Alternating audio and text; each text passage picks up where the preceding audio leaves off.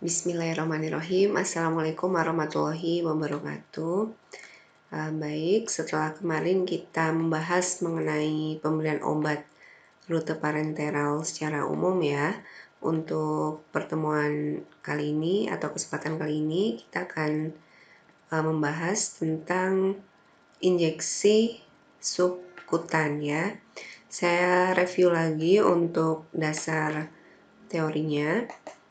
Jadi injeksi subkutan ini merupakan pemberian injeksi atau obat ya melalui suntikan ke dalam jaringan tepat di bawah lapisan dermis kulit ya. Injeksi ini dilakukan dengan sudut kemiringan jarum 45 derajat dan digunakan jika rute oral dikontraindikasikan. Kemudian keuntungannya adalah bahwa penyerapannya atau absorpsinya lebih cepat daripada rute oral dan sublingual.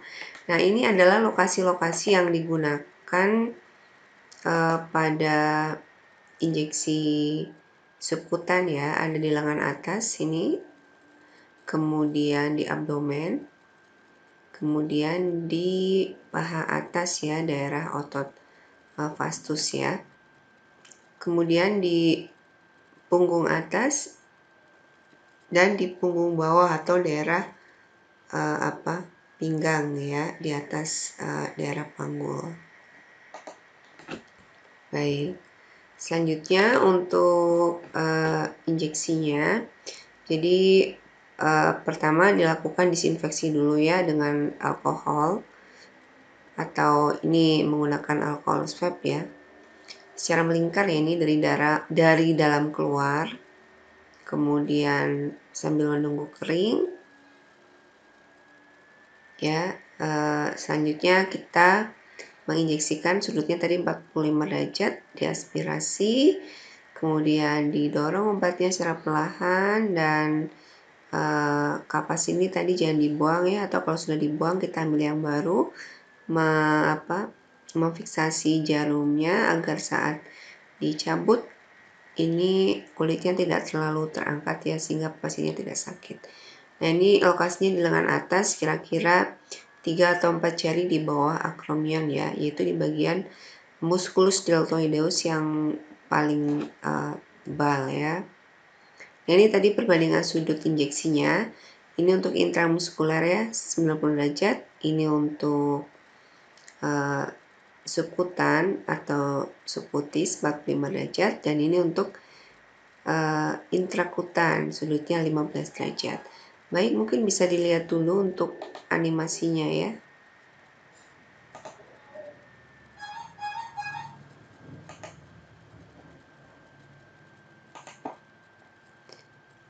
Ya.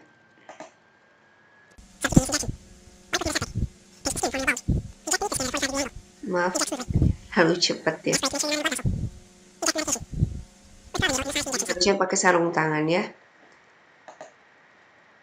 Baik, saya rasa itu saja.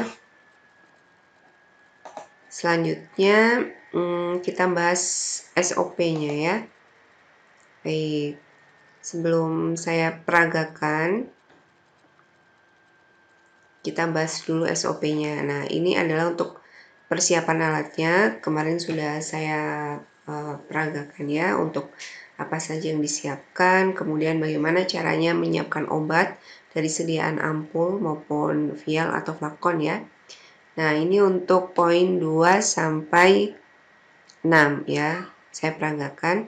Selamat pagi Ibu.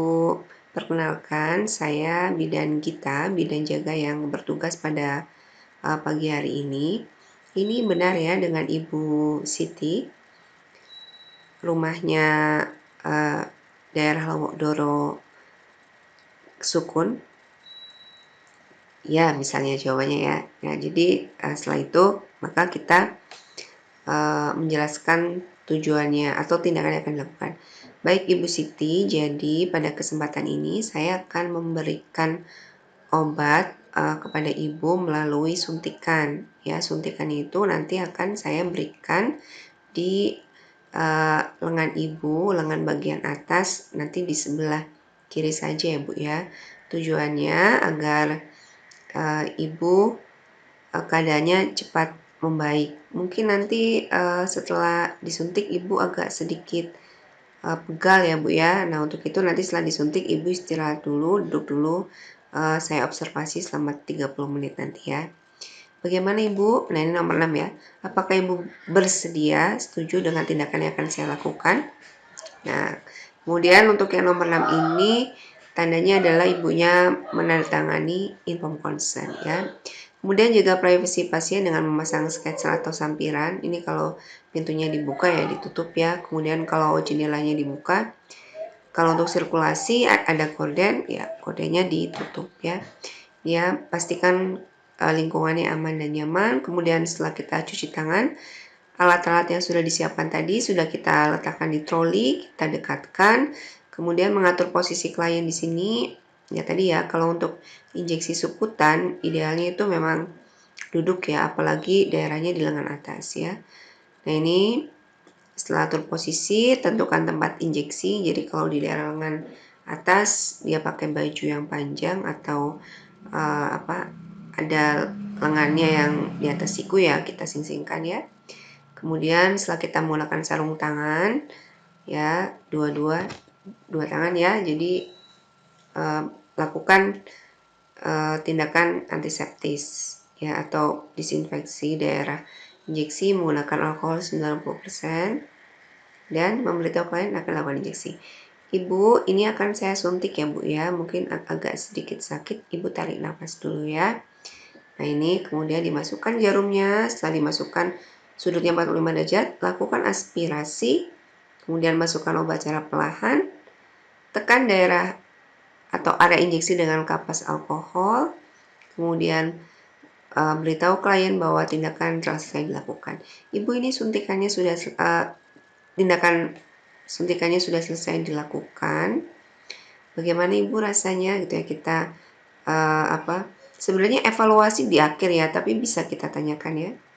Kemudian setelah itu kita rapikan klien, bantu merapikan bajunya dan lain sebagainya. Alat dan bahan juga kita rapikan. Kemudian lepas sarung tangan, cuci tangan, lakukan dokumentasi dan terakhir adalah tadi evaluasi ya. Kita tanyakan, Ibu bagaimana setelah disuntik rasanya seperti apa, kemudian kita perhatikan responnya seperti apa, dan dilakukan observasi dulu. Ibunya jangan pulang dulu kalau misalnya dia rawat jalan ya, jadi ditunggu dulu 30 menit ya. Kalaupun dia rawat inap ya kita observasi lagi nanti setelah 30 menit seperti apa. Baik, saya rasa itu saja untuk review SOP-nya. Sekarang kita sama-sama melihat video berkaitan dengan teknik injeksi yang sudah saya rekam ya beberapa waktu lalu. Silakan disimak ya. Baik, sekarang saya akan memperagakan bagaimana caranya melakukan injeksi subkutan ya, yang lokasinya adalah di musculus deltoideus atau di lengan atas. Nah ini posisinya berbaring ya. Jadi kalau umumnya untuk injeksi subkutan di musculus deltoideus itu posisi pasien adalah duduk ya. Jadi ini peraganya saya bikin seperti ini tiduran lah ya. Itu tidak mengurangi makna karena yang paling penting prinsipnya adalah sudut injeksinya agar dia sampai pada jaringan yang dituju. Kalau ini subkutan atau subkutis berarti dia di bawah kulit atau di jaringan lemak ya. Oke. Jadi prinsipnya ini adalah sebenarnya steril ya. Steril yang dimaksud adalah bahwa yang akan masuk ke jaringan ini jangan sampai terkena oleh apapun, termasuk juga tangan kita meskipun kita menggunakan sarung tangan steril. Tapi ada juga yang mengatakan ini tindakan bersih ya. Makanya banyak petugas kesehatan yang tidak menggunakan sarung tangan. Karena tadi prinsipnya yang mau masuk ke jaringan itu tidak terkena apapun. Oke. Jadi ini sudah dikondisikan. Nah, jadi sebenarnya kenapa kita sebaiknya menggunakan sarung tangan ini sebagai bagian dari alat pelindung diri ya. Jadi untuk memproteksi diri kita sendiri begitu. Kan pasiennya ya. Kalau dia posisinya duduk berarti seperti ini ya. Yang akan disuntikan seperti ini. Oke, sekarang saya ambil saja ini. Jadi sudutnya itu 45 derajat ya untuk subputan. Yang pertama adalah didisinfeksi dulu, cara melingkar. Lokasinya di mana? Di Musculus deltoideus, yaitu kira-kira 3-4 cm di bawah akromion. Ya, ini tangan kanan saya, ya, dan ini tangan kiri saya. Jadi yang pegang kapas ini tangan kanan saya, karena saya mereka menggunakan kamera depan sehingga mirroring ya, kayak kaca gitu. Ya, di sini ya, yang paling banyak ototnya, didisinfeksi, cara melingkar dari dalam ke arah luar, ya, atau satu kali usap dari arah dalam keluar. Ya. Nah, karena ini nanti akan digunakan untuk memasas setelah diinjeksi, jadi ini jangan dibuang dulu, dipegang di tangan kiri kita, ya. Kemudian sekarang kita ambil spatnya menggunakan one hand teknik, ini dibuka. Nah, dilihat jarumnya, ini ada bagian yang tajam, ada bagian yang kurang jelas ya. Tajam ya. Bentuknya seperti bevel gitulah ya. Jadi yang paling tajam itu di bawah, dia yang masuk ke kulit ya. Oke, jadi tadi sudah kita tentukan lokasinya di sini ya. Nah, kalau dia duduk berarti seperti ini, sudutnya 45 derajat, seperti ini ya. Kalau dia berbaring berarti seperti ini sudutnya. Hampir sama dengan prinsip IV, juga dia sudutnya 45 derajat ya. Nah, pegangnya jangan kayak gini ya, jangan kayak gini. Kalau kayak gini, kayak mau nulis gitu, itu untuk IM ya. Kalau untuk SC dan IV itu seperti ini tangannya. Bisa dipahami ya? Oke. Jadi tadi alkohol swabnya di tangan kiri ya, untuk membantu memasas setelah injeksi. Ya, ibu suntik ya, atau pak suntik ya, adik suntik ya. Nah, dimasukkan, bismillah, pelan-pelan. Separuhnya saja karena ini SC. Kemudian diaspirasi. Kenapa diaspirasi? Ditarik ya ini nanti. Untuk memastikan bahwa dia tidak masuk ke pembuluh darah ya. Kalau ada darahnya masuk ke pembuluh darah, sebaiknya tempatnya diganti. Ini ditarik. Nah, untuk mengganti tempat penyuntikan bisa dengan cara ini jarumnya ditarik keluar sedikit, jangan sampai dia keluar, kemudian sudutnya tetap 45 derajat, namun arahnya diganti. Ya, mungkin yang tadinya tegak lurus sekarang agak dibelokkan gitu. Jadi tidak perlu untuk mencabut semua jarum. Kecuali kalau misalnya sudah kita lakukan itu berkali-kali gitu ya. Misalnya ke kiri udah, ke kanan udah gitu ya.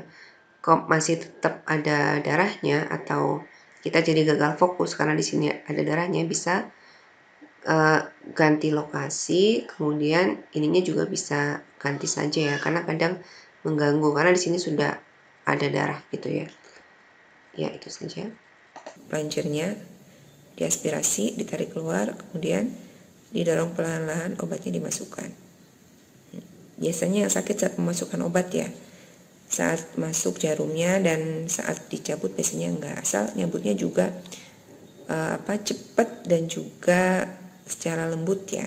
Tadi alkohol swabnya ini ditaruh di atas jarumnya biar saat jarumnya diangkat kulitnya tidak ikut terjungkit ya. Ditarik secara cepat, kemudian dimasas untuk mempercepat reaksi obatnya ya, dimasas. Nah, ada beberapa obat yang saat kita masukkan parenteral itu tidak boleh dimasas ya, karena biar penyerapannya tidak begitu cepat ya. Tapi hampir semua obat yang diinjeksikan itu dimasas. Contoh yang tidak boleh dimasas adalah misalnya saat injeksi obat KB ya. Nah, selain injeksi obat KB juga ada beberapa jenis vaksin tertentu yang dia tidak boleh dimasas. Kemudian untuk rute intravena juga tidak boleh dimasas ya.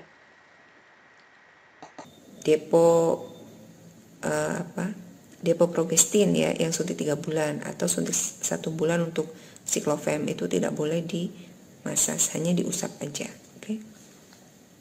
One hand teknik ini ditutup dan dibuang ke safety box tadi ya.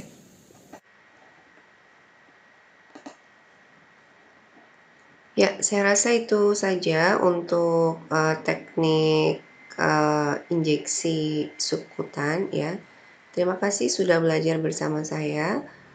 Selamat berlatih. Kemudian apabila ada yang ingin didiskusikan, silakan untuk menulis di kolom komentar. Berkomentar yang santun ya. Dan subscribe channel ini. Beri like juga dan bisa juga di-share. Terima kasih. Assalamualaikum warahmatullahi wabarakatuh.